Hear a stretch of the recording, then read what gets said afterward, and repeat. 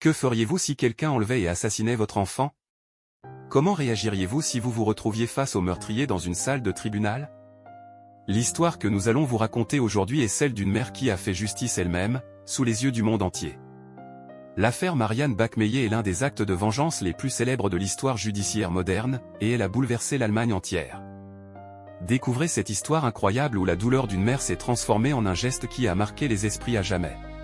Nous sommes en 1981, à Lübeck, en Allemagne de l'Ouest.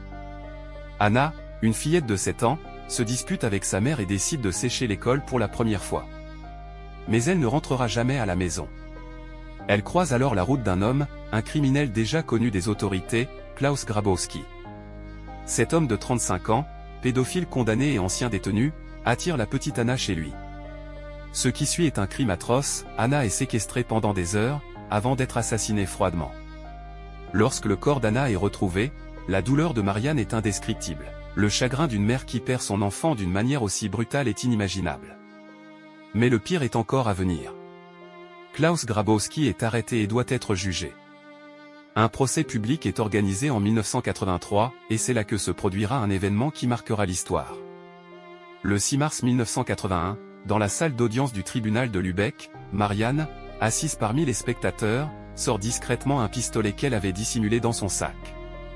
Et alors que Klaus Grabowski est assis face au juge, elle sort l'arme, vise et tire, 6 fois. Klaus Grabowski s'effondre sur le sol, mort sur le coup. La salle explose en cris, le chaos s'installe.